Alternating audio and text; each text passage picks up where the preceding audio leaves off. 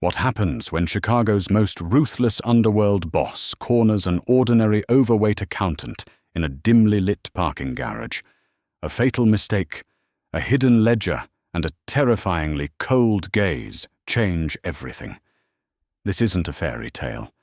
This is a true story of survival betrayal and a deadly obsession. Taylor Gallagher was profoundly used to being invisible. At a size 22, she knew how the world worked. To the sleek, tailored corporate sharks at Faulkner and Reed Financial on LaSalle Street, she wasn't a woman. She was a fixture. She was the quiet, heavy-set senior auditor who occupied cubicle 4B, the one who never complained when her desk was piled high with the most tedious corporate tax returns and forensic accounting files. She hid her soft curves beneath oversized navy cardigans and relied on her razor-sharp intellect to secure her place in a world that demanded physical perfection. It was 11:45 p.m. on a Tuesday. The sprawling office was a graveyard of empty ergonomic chairs and glowing Dell monitors. Taylor rubbed her tired eyes, her glasses sliding down the bridge of her nose as she stared at the sprawling Excel spreadsheet before her. She was auditing the quarterly acquisitions of Frontier Logistics, a supposedly boring supply chain management firm. But for the last 3 hours, a sickening knot had been tightening in her stomach. There was a discrepancy, a massive one.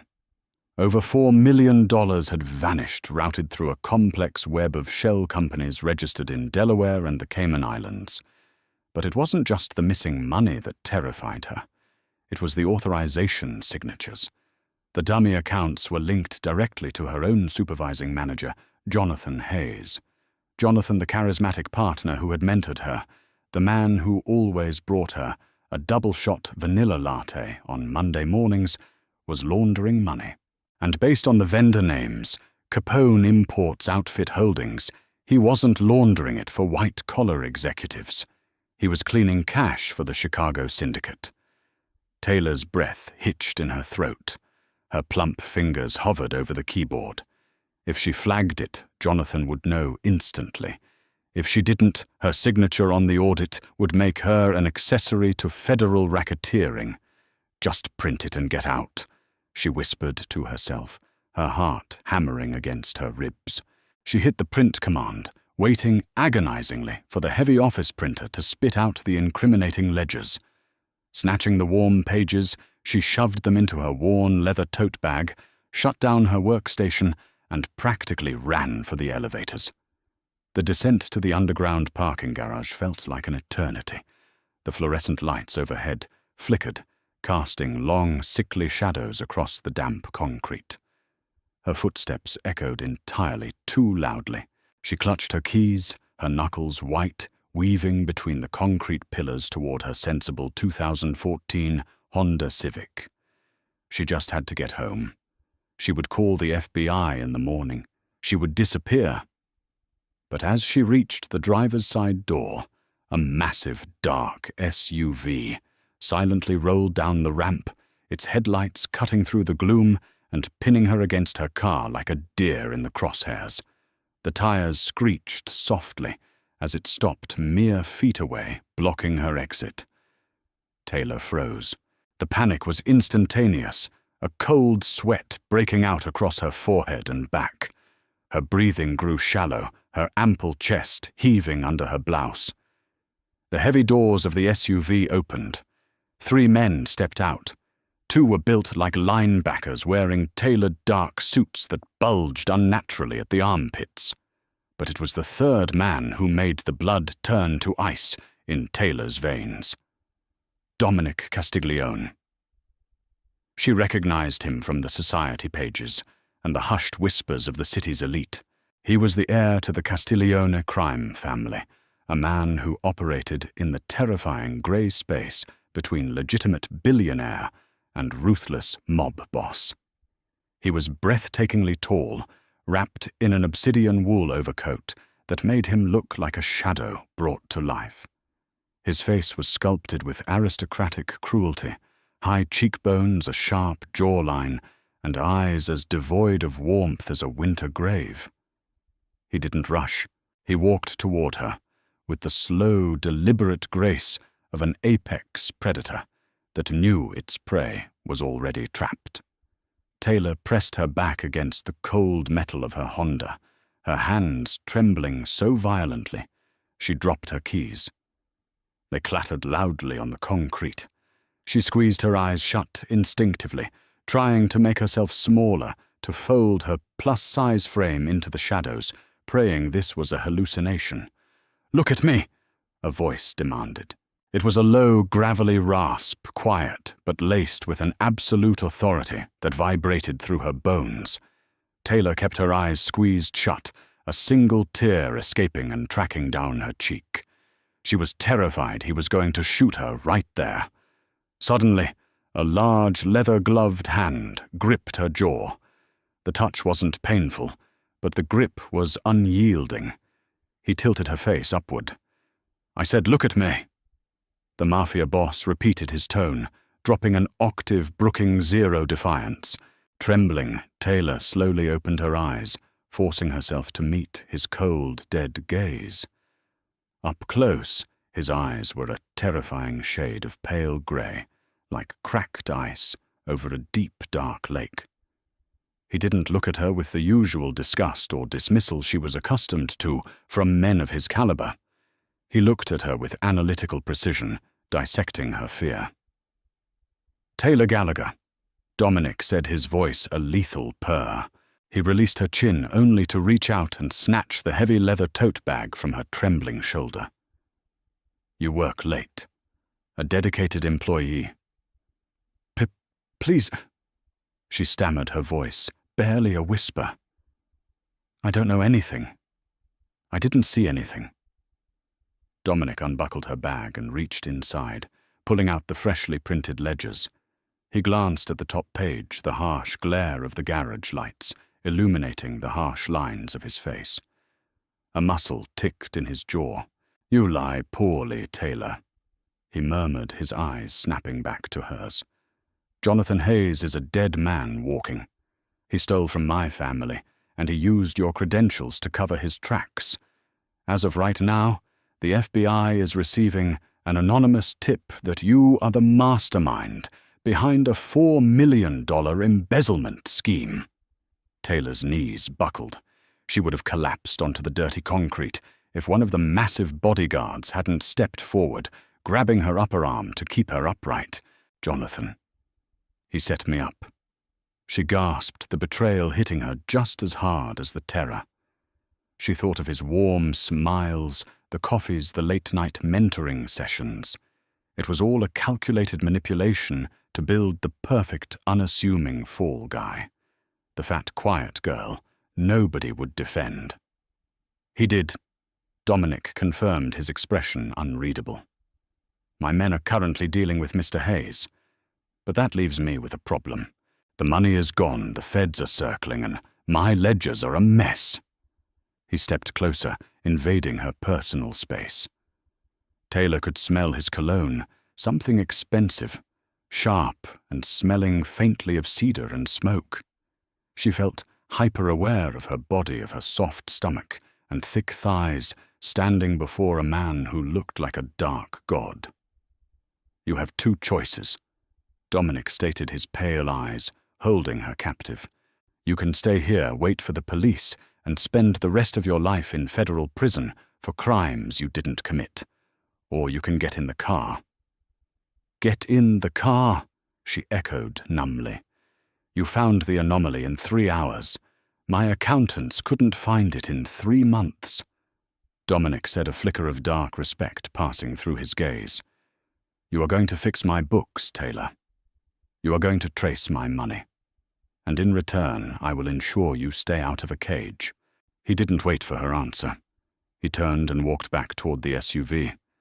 The bodyguard gripping her arm gave her a gentle but firm shove forward. Taylor looked back at her little Honda, a symbol of her small, safe, invisible life. That life was over. Taking a shuddering breath, she walked toward the black SUV, stepping willingly into the dark. The transition from the bleak, damp concrete of the parking garage to the opulent, terrifying silence of Dominic Castiglione's Gold Coast penthouse was a jarring blur. Taylor sat rigidly on the edge of a custom-made white velvet sofa that probably cost more than her college tuition. The sheer scale of the apartment was dizzying. Floor-to-ceiling windows offered a panoramic God's-eye view of Lake Michigan and the glittering Chicago skyline. It was a beautiful cage, but a cage nonetheless.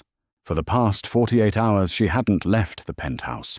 Her only company had been a stoic, heavily armed man named Lorenzo, who stood by the elevator, and a rotating delivery of high-end takeout that she had been too nauseous to eat. Dominic had set up a massive mahogany dining table as her temporary workstation, outfitting it with top-of-the-line encrypted laptops and stacks of physical ledgers. "You haven't eaten," a voice broke the heavy silence. Taylor jumped, knocking a red pen onto the Persian rug. Dominic emerged from the hallway. He had shed his suit jacket, wearing a black dress shirt, with the sleeves rolled up, revealing forearms corded with muscle and faded black ink. "I'm not hungry," she lied, keeping her eyes glued to the laptop screen. In truth, her stomach was in knots. She was painfully aware of how out of place she looked. She was still wearing the wrinkled navy trousers and blouse from 2 days ago. She felt unwashed, heavy, and deeply vulnerable. Dominic walked over, picking up the fallen pen and placing it on the table. He leaned over her shoulder to look at the screen. The proximity sent a wild jolt of electricity down her spine. "You're shaking," he observed, his deep voice vibrating right beside her ear. "I'm terrified," Taylor shot back, surprising herself with her own honesty. She finally turned her head to look at him.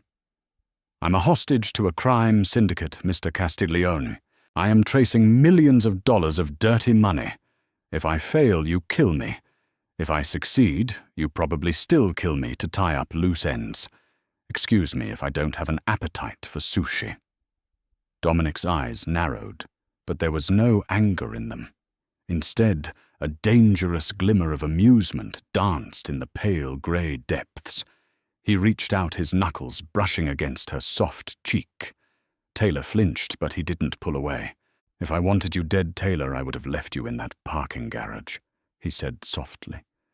"You view your size, your quietness as a weakness. Jonathan Hayes saw it as a weakness, but I see it as survival. You observe. You process. You survive."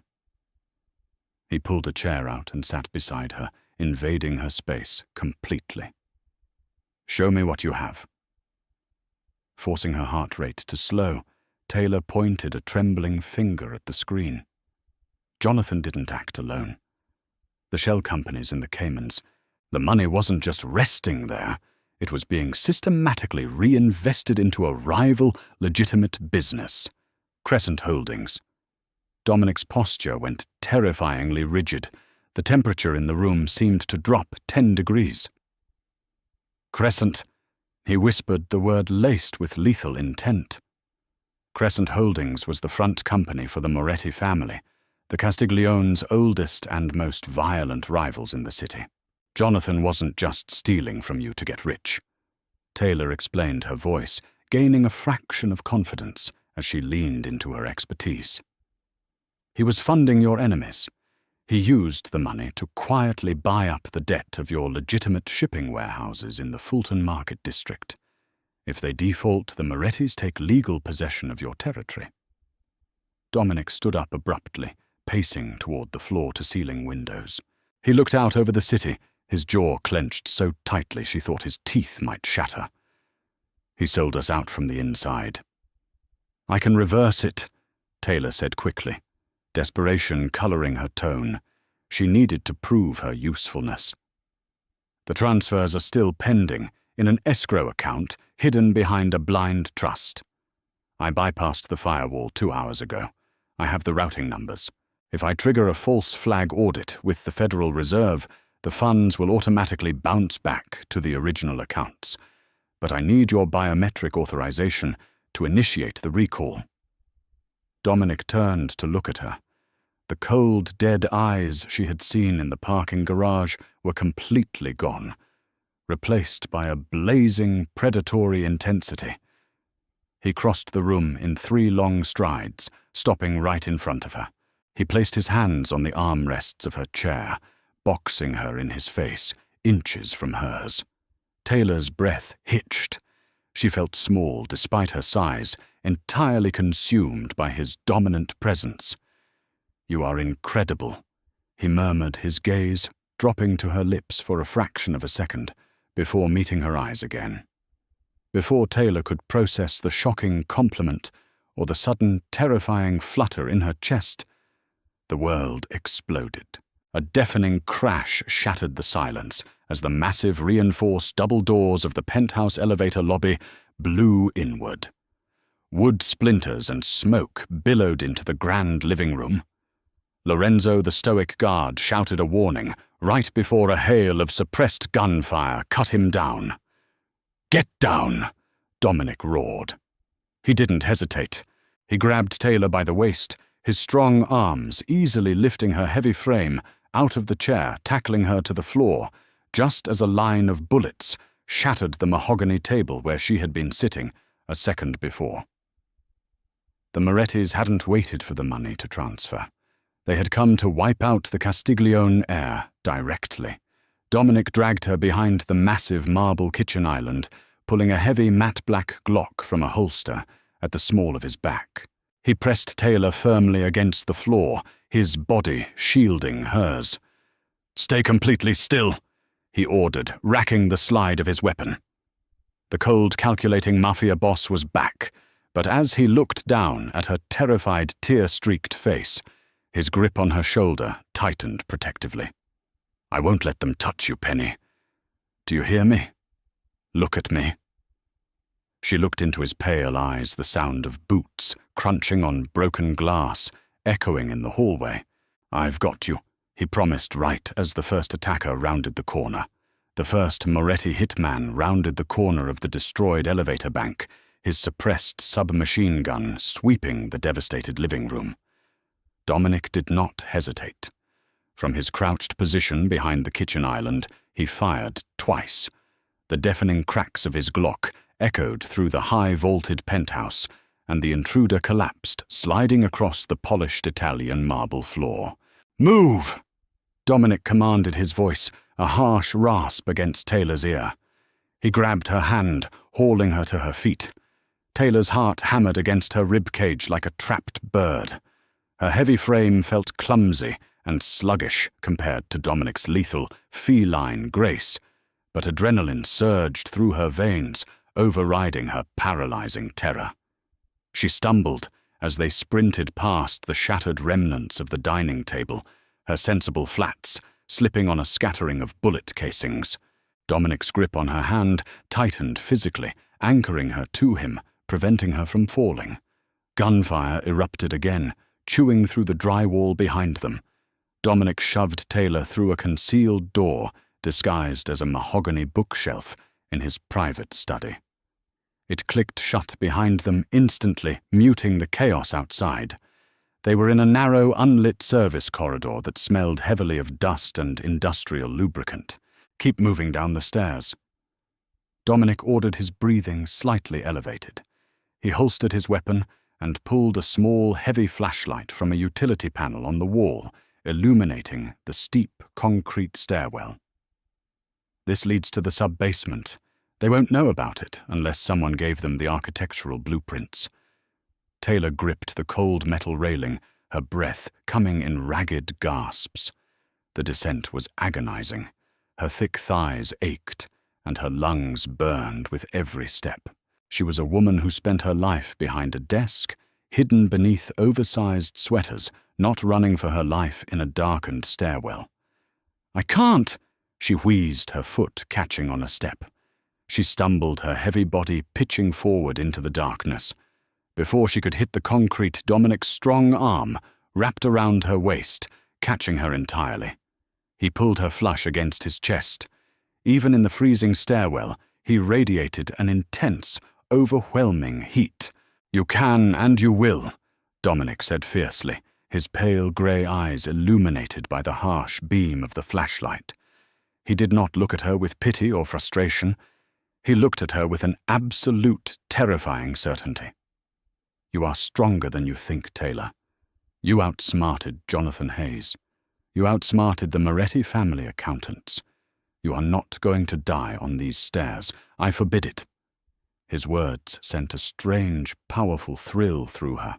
No one had ever spoken to her like that, like she was a vital, indispensable asset. Not a burden. Not the fat girl taking up too much space. She nodded, swallowing hard, and forced her legs to keep moving. They reached the sub-basement, 5 agonizing minutes later. Dominic kicked open a heavy fire door, leading them into a damp, dimly lit utility garage. A sleek, unassuming black sedan sat in the corner, covered in a thin layer of dust. Dominic smashed the driver's side window with the butt of his gun, reaching in to unlock the doors. "Get in the passenger seat. Keep your head down," he instructed, sliding behind the wheel. He didn't need keys. He reached under the steering column, his hands moving with practiced efficiency. Within seconds, the engine roared to life. They tore out of the utility garage, bursting onto the slick, rain-soaked pavement of Lower Wacker Drive. The subterranean labyrinth of concrete pillars and yellow sodium lights blurred past the windows. Taylor curled into the leather seat, clutching her knees to her chest. She glanced over at Dominic. The harsh street lights illuminated his sharp profile, but also revealed a dark, expanding stain on the left shoulder of his dress shirt. "You're bleeding," Taylor gasped, her eyes widening in horror. Dominic barely glanced at his shoulder. "A graze. It doesn't matter. Open the glove box." Taylor obeyed, her trembling fingers fumbling with the latch. Inside was a heavy military-grade encrypted tablet. "The escrow transfer," Dominic said, steering the car with one hand as they wove recklessly through the underground traffic. "You said you needed my biometric authorization to bounce the funds back from Crescent Holdings. Do it now." Taylor pulled the tablet onto her lap. The screen flared to life, demanding a password. Dominic recited a complex string of alphanumeric codes without looking away from the road. Taylor's fingers flew across the digital keyboard. This was her domain. Amidst the gunfire and the blood, the numbers made sense. She bypassed the secondary firewall, accessing the hidden routing nodes she had discovered back at the penthouse. The $4 million was still sitting in the blind trust, 30 minutes away from clearing into Vincent Moretti's offshore accounts. "I have it," Taylor said, her voice steadying. "I'm initiating the false flag with the Federal Reserve."